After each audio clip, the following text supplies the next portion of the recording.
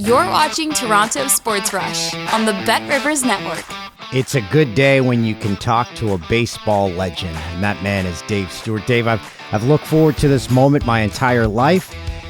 Watching as a baseball fan, I said, if I ever met Dave Stewart, I would be terrified. But without the baseball hat on tucked low, you're like a teddy bear. Yeah, that all that meanness and that glare and the stare and all that stuff, it kind of disappears without the cap. And, but I never tell anybody that I'm not a mean guy. So let's not say that publicly. Now, when you had the hat tucked low, were you filled with anger, or was that just the persona you put on? Well, I don't know that it was so much there was so much anger. I mean, I always looked at it as more just being really intense and, thinking through situations as they're happening on the pitcher's mound, doing recall on different hitters that I faced and what they did in certain situations. And then, of course, there is the intimidation factor, which, I was known to pitch on the inside portion of the plate to both right-handers and left-handed hitters. But I think it was a combination of all of it. Obviously, nobody likes to lose a baseball game. So I was out there to win games in any way that I could. And I remember Sandy Koufax telling me when I was in my early minor leagues that if you could put 1 inch of fear in a hitter, it wins the at-bat for you. And I always remembered that. Well, you did it so well, and you made that A's hat iconic. Do you still have people coming up to you to this day saying, I wore an A's hat because of the way you wore it? I hear more people saying that they started watching baseball because of me. Last night I was at a function.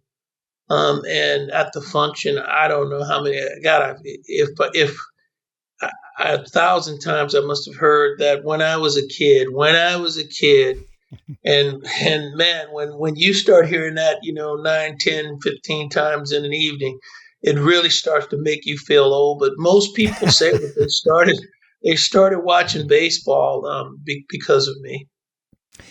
Now, you mentioned when people were kids, and it brings me back. I used to work with Dontrell Willis at Fox Sports, and the most animated I ever saw Dontrell was when he was talking about it was a little league baseball game that he played in, and I called it the greatest game no one saw because the fire came out in him. He described every single inning about the game. Did you have a game like that growing up playing baseball where you're like, man, I wish that was televised, and you can recall every single thing about it? Ricky and I used to talk about this all the time. I played for my Babe Ruth team was Oakland Police, and we were coached and managed by 2 guys, Harry Harris and John Martin.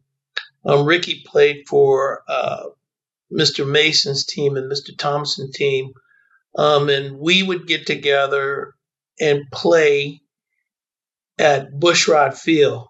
And, you can come to Bushrod on any Saturday and see one of us playing, one team play or the other team play.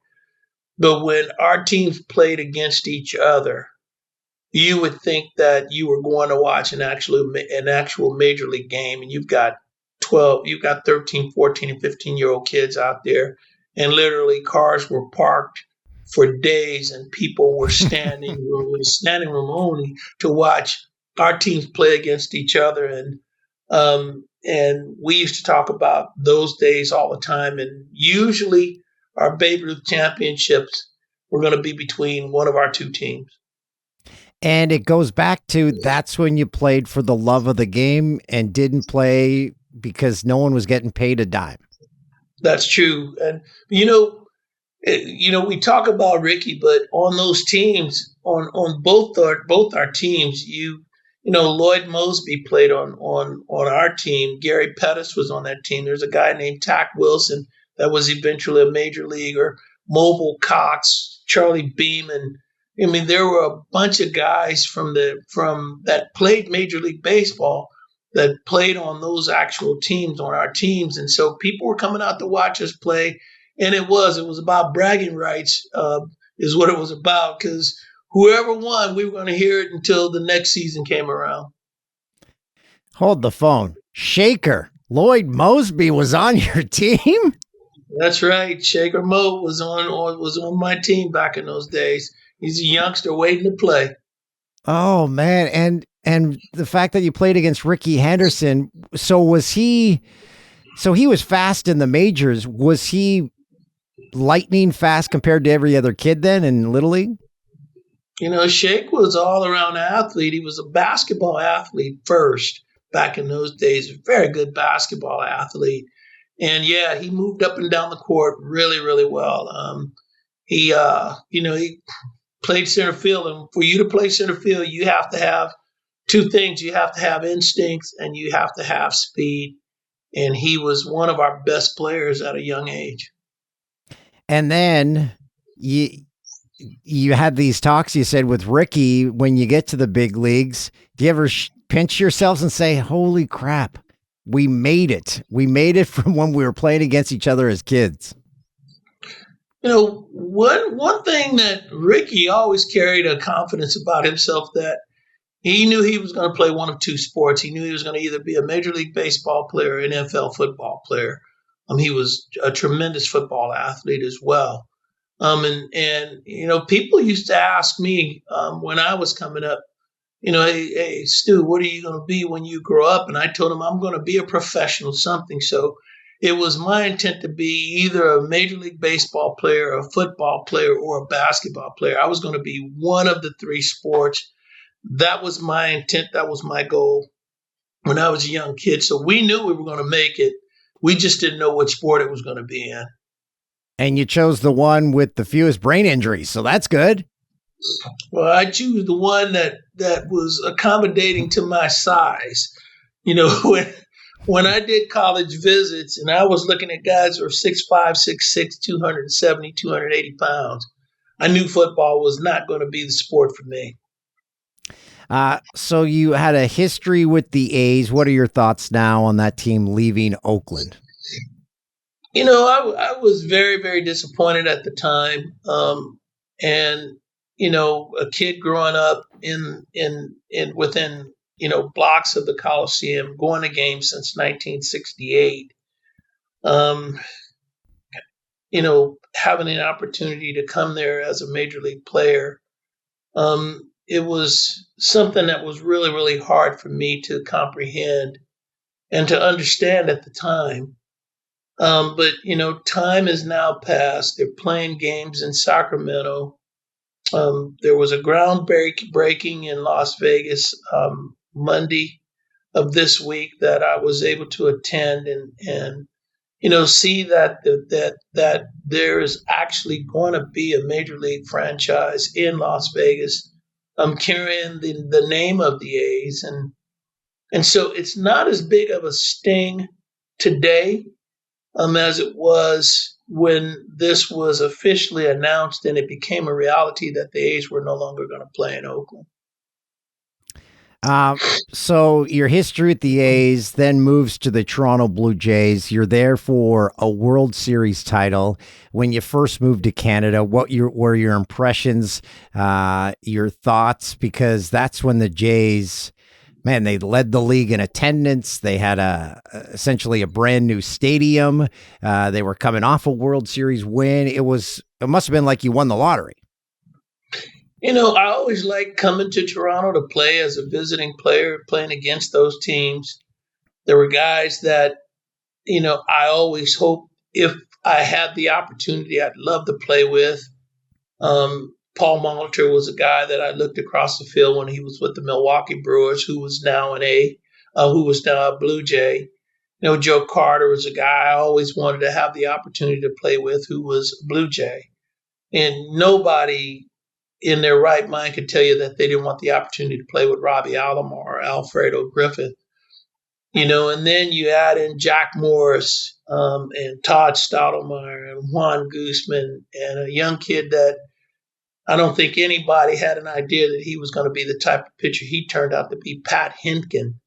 Um, to have that opportunity at the latter part of my career was a dream come true for me. I enjoyed coming to Toronto and playing against the fans there. Great fans, great city, great restaurants, just great culture in the city of Toronto. And so I felt like I hit the lottery, quite frankly, when I had the opportunity to come there and play for the 2 years that I was there.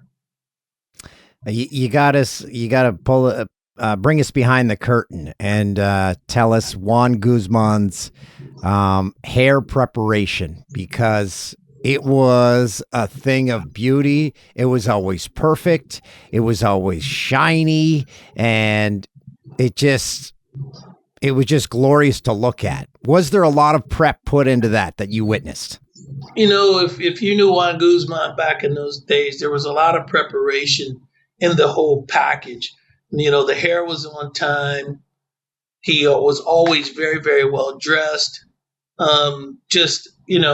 He carried himself, this wasn't about baseball. This was just about Juan Guzman, the man. And he was just always well groomed, well dressed, well mannered, one of the nicest people that you'd ever come across, and a great teammate. And then you have guys on the opposite side of the spectrum who they could instantly walk into a Western. That'd be Pat Borders, Jack Morrison. I think Todd Stottlemyre would be in there too. Who would be the quickest to become a cowboy of those three? Pat Borders, by far, would be the guy that would become a cowboy first and foremost, and wear it well. Pat Borders back in the day he was a cowboy boot wearing guy. You'd see him in Levi's, wearing his jeans and his plaid shirts. I mean, he was that kind of guy. Always had a chew in his mouth. Oh, and a huge chew. Yes, he did. And so that was Pat Borders. But once again, a great teammate. As a pitcher, it was a guy that loved to throw to. Didn't have to worry about, thinking about what pitches I wanted to throw. Just when he was behind the plate, it was strictly about when the finger went down, executing. It's good catch and throw, glide, blocked. Threw runners out if you gave him a chance to throw runners out. Just a tough guy. And he's one of those guys, I always joke, it's like before the game has even started, his uniform is filthy. And you're like, the game hasn't started. How are you already dirty? I'm not too sure if it's from the spit from the chew or what it's from, but you're right. He was like Pigpen in a Peanuts comedy. He was a tough guy. I really loved playing with Pat Borders.